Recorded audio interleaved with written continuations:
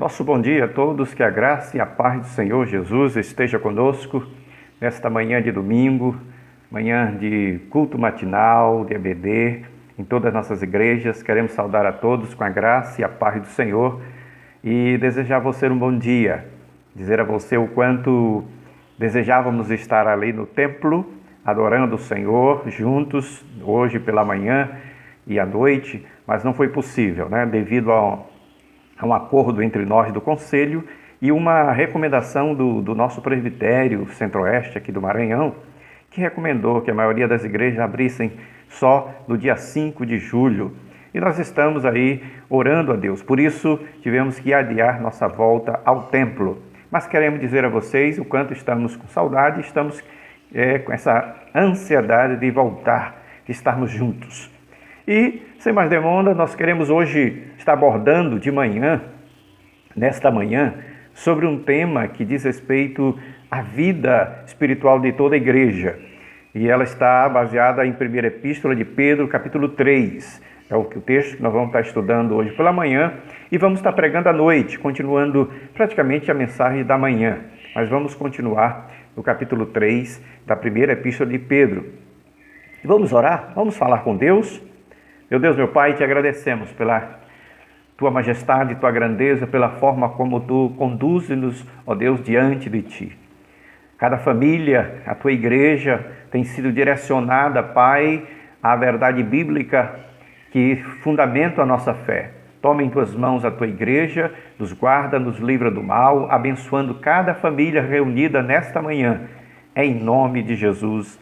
Amém. Graças a Deus. Então, o texto que nós vamos estar expondo nesta manhã está em 1ª Epístola de Pedro, capítulo 3. Convido você a abrir sua Bíblia e vamos estar meditando nesse texto, quando diz assim: Mulheres, sede vós igualmente submissa a vosso marido, para que, se ainda não obedece a palavra, seja um ganho sem palavra alguma, por meio do procedimento da sua esposa. Ao observar o vosso honesto comportamento cheio de temor, não seja o adorno da esposa, o que é exterior, como frisado de cabelos, adereço de ouro, aparato de vestuário. Seja, porém, o homem interior de coração, unido ao incorruptível, trajo de um espírito manso, ele diz aqui, trajo de um espírito manso, de certa forma, unido ao incorruptível, espírito manso e tranquilo, que é agradável e grande diante de Deus.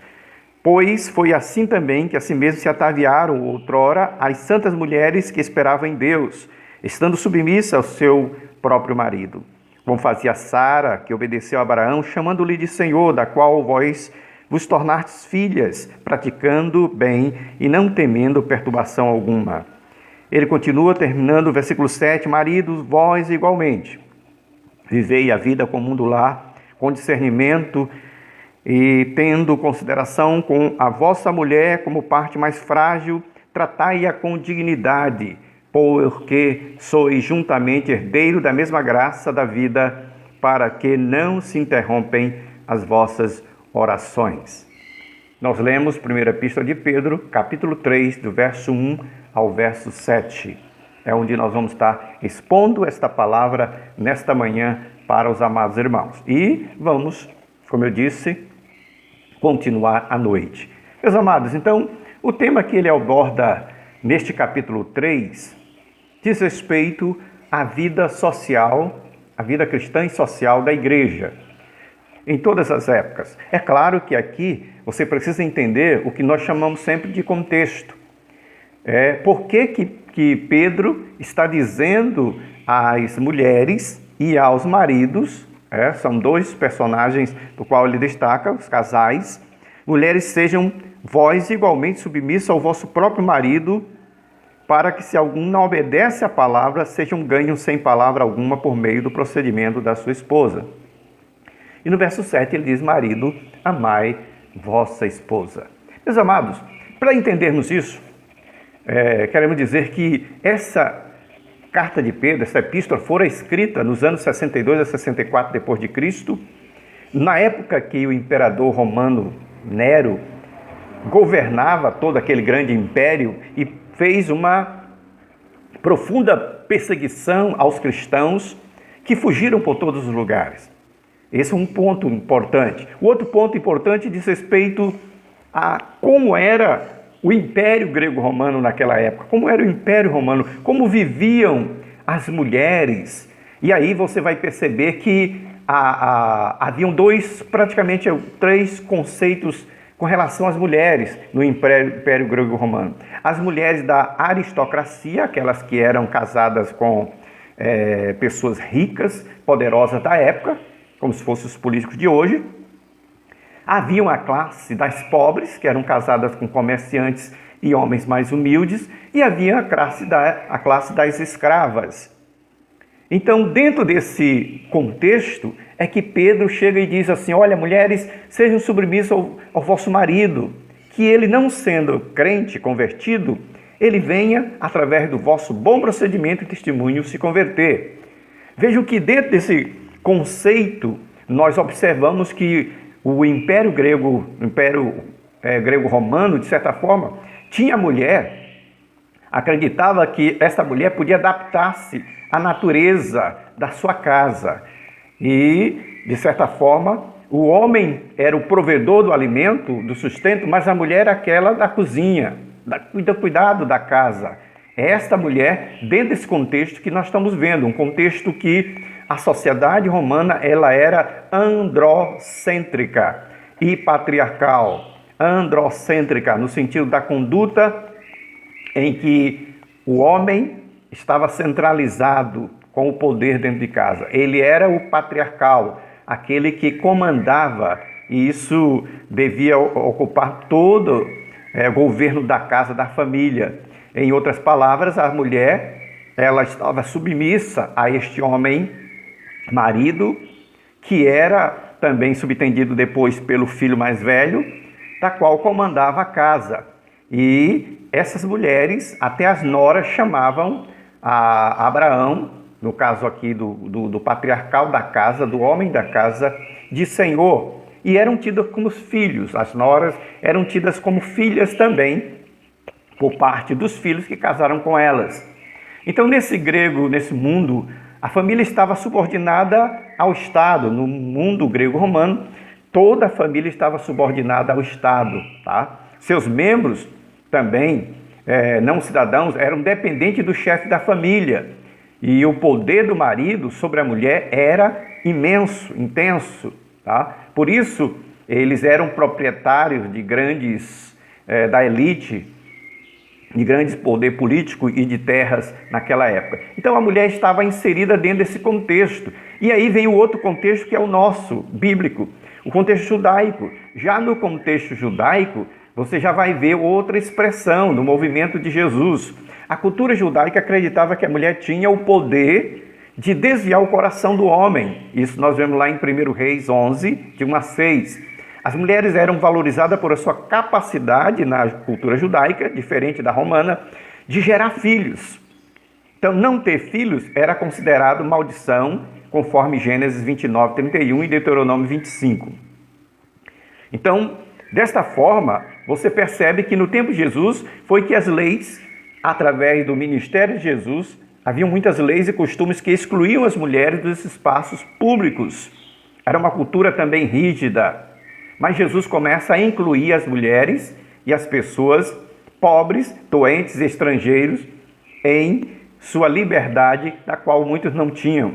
Assim como no Império Grego-Romano tinha aquelas mulheres que nasciam escravos e viviam como escravos, e só quando elas conseguiam comprar a liberdade é que elas estariam livres. Muito pouco parecido também com o nosso sistema no Brasil.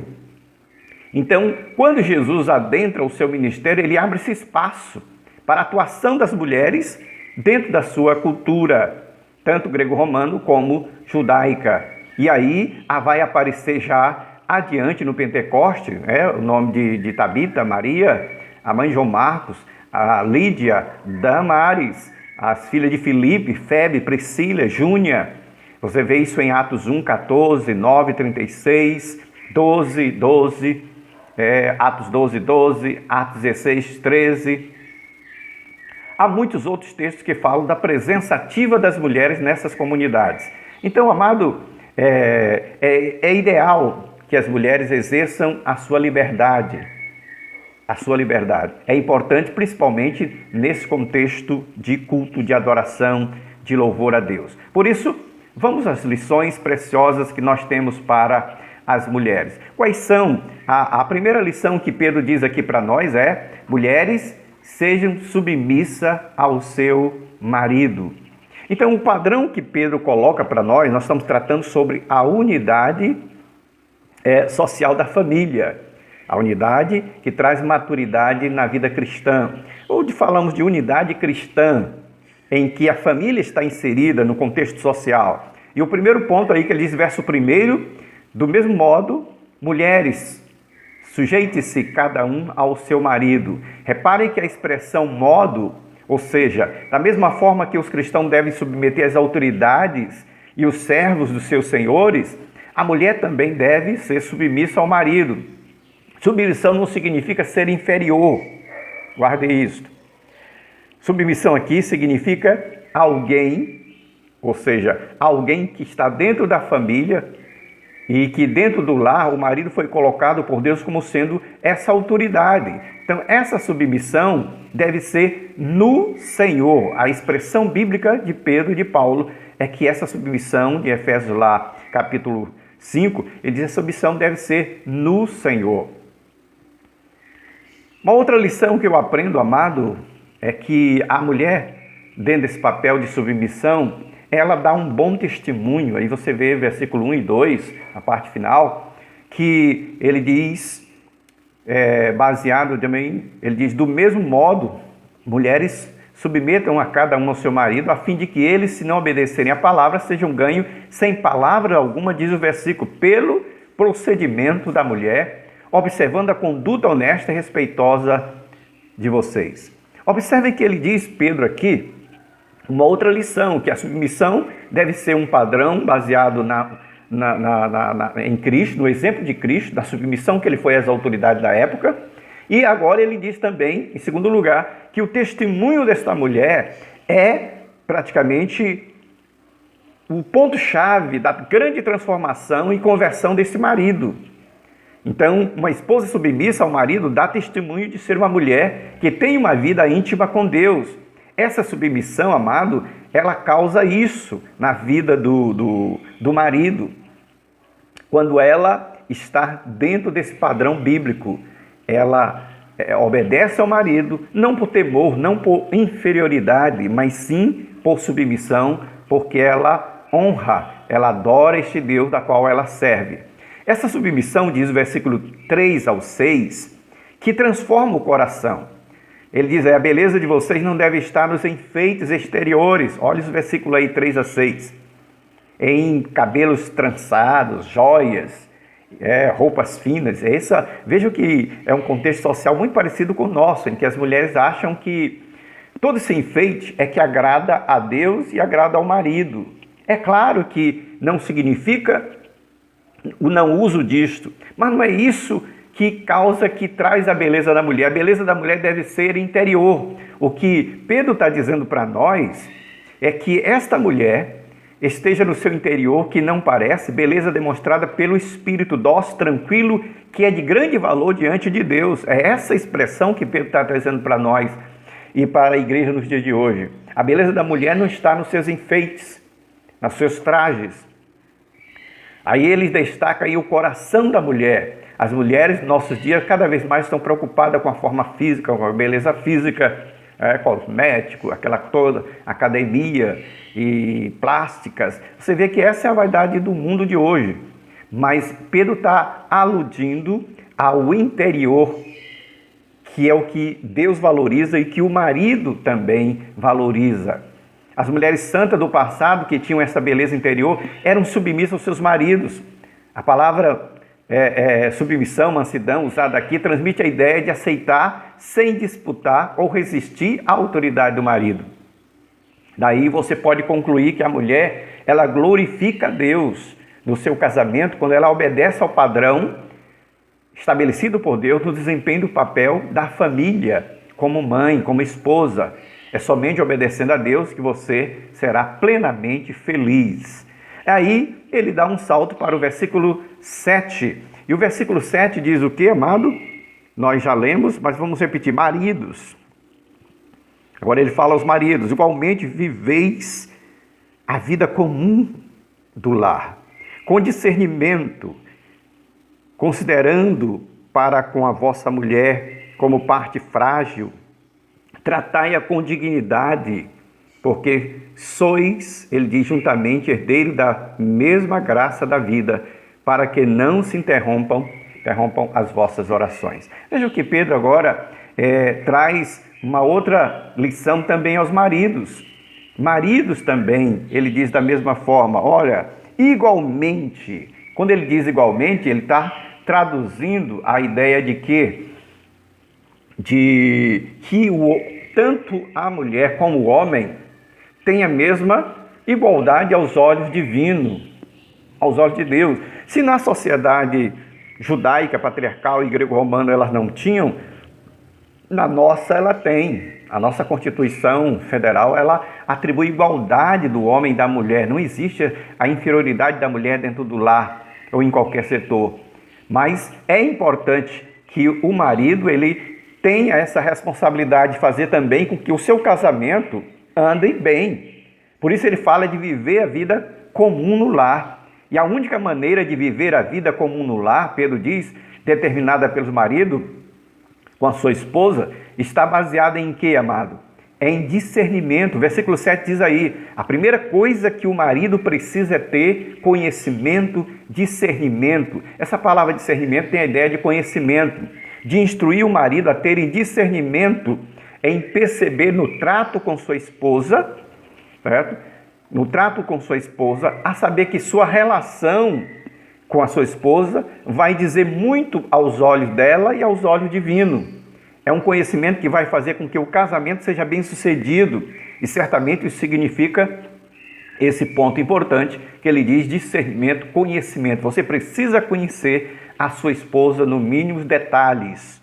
Por isso é que se vê muitos casamentos se deteriorando, fluindo, diluindo dentro de pouco tempo.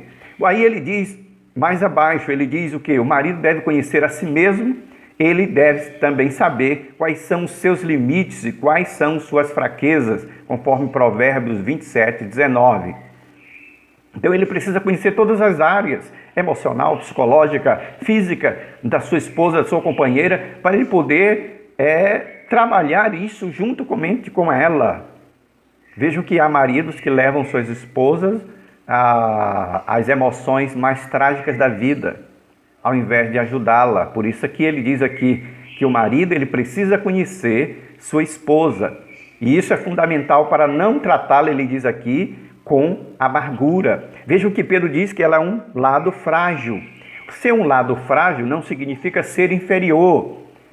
Não tratá-la com amargura significa amor e respeito. Quais são os seus ideais, então, marido, para com a sua esposa? Suas preocupações têm sido uma preocupação verdadeira para com a sua companheira, sua esposa? Isso é imprescindível para uma vida cristã boa, sem dilemas, sem problemas. É por isso que quando o casamento ele é prolongado anos e anos, quando você vê um casal 30, 40, 50 anos, como a gente já soube e encontramos casais assim, quer dizer, vai perguntar a eles qual é o segredo. O segredo está aqui. A mutualidade de amor, de respeito, de submissão. Quer dizer, o marido ele não se acha dono da mulher como propriedade dele. Pelo contrário, ele passa a conhecer a Deus e ao conhecer a Deus, ele passa a perceber que, dependendo de Deus no seu relacionamento com uma autoridade maior, assim também a mulher deve se relacionar com o marido e o marido com a esposa, de forma que haja uma dependência mútua de subordinação, de submissão, de respeito, de amor. É isso que faz a longevidade do casamento tornar-se feliz, O homem, a mulher e Jesus Cristo. Somente à luz desse conhecimento divino é que podemos entender quem somos e por que estamos aqui. Então, o outro ponto que ele destaca é a sensibilidade que o marido viva com a esposa e tenha consciência de que ela é frágil. Frágil aqui no sentido de sensibilidade, refere-se à mulher, usando aqui um termo metaforicamente, usando a personalidade do vaso. A mulher como um vaso. O marido, portanto, tem que ter consciência de que a mulher é o vaso mais frágil. O homem também é frágil, mas a mulher é mais do que ele. E o sentido da exortação de Pedro é que o marido não deve aproveitar os fatos de ser mais forte e muitas das vezes prejudicar o lado mais fraco. Vejo que essas são as lições que Pedro está trazendo para nós. Então, tanto o aspecto físico como também dessa relação de autoridade, é importante que haja meio termo. É claro que nós vivemos hoje um mundo diferente daquele, um mundo em que o feminismo tem se levantado e destruído as famílias tradicionais, mulheres se levantando contra o marido, e isso é o caos. Não é assim que a Bíblia diz. Esta mulher, por ser mais frágil emocionalmente, ela é sensível, ela se machuca mais com os conflitos do que o seu marido. E isso é importante quando ele diz: marido, não trateis a sua mulher com amargura. Por quê? Porque ela é o vaso mais frágil e sensível. E ele diz, versículo 7, uma outra lição: maridos, vivam com dignidade. Tratai a vossa mulher com também dignidade. Para viver a vida como no lar, eu preciso tratar a esposa, você também, com dignidade. E o que é tratar a esposa, sim, amado, com dignidade? Uma forma respeitoso, digno de público, na presença de outras pessoas, reconhecendo ela como a pessoa importante ao seu lado. Isso é importante, amado. Dignidade está nesse sentido, na presença dos amigos, das pessoas, e não ao contrário, como muitos maridos fazem, tentando mostrar autoridade, superioridade e humilhando muitas das vezes na presença dos outros a própria esposa. E é isso que Pedro está tratando conosco, para que haja bem no lar. E então, sejamos diferentes. Essa é uma das lições que a gente aprende nesse versículo 7. Razões para que eu possa viver bem no lar, eu preciso ser diferente dos outros. A esposa, como lado frágil, por outro lado, ela é igual a mim, ao homem. Tá? Da mesma forma, a esposa vão receber a mesma vida que dar aos maridos. Pedro explica que elas são herdeiras da mesma graça que o marido. Vejam aí o final do versículo 7. E é essa diferença que remonta ao tempo da criação. A mulher é vaso frágil, sim, mas Deus a fez assim. Preste atenção. O outro ponto importante, amado, é que elas são participantes da graça, herdeiras da graça. O homem não é melhor do que a mulher em nenhum aspecto espiritual, moral, intelectual, emocional. Pelo contrário, ambos são pecadores e que carecem da glória de Deus. Romanos 3, 10, 23 e Romanos 5, 12 e 18. Então, é muito importante que ele diz, e ele finaliza no versículo 7 dizendo para nós o seguinte: para que não se interrompam as vossas orações. Você sabia, marido, que o teu relacionamento espiritual com Deus, social, ele pode ser interrompido em termos espirituais se você não tratar bem a tua esposa, se você não viver bem com ela dentro do lar.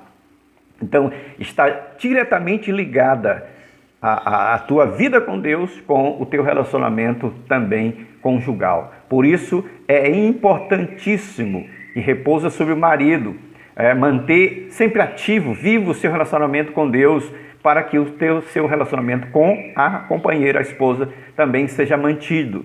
E isso, concluindo, queremos dizer, o marido deve amar sua esposa, viver bem dentro do lar, com discernimento, tratando com sensibilidade, com a parte mais frágil, com dignidade, com honra a sua esposa.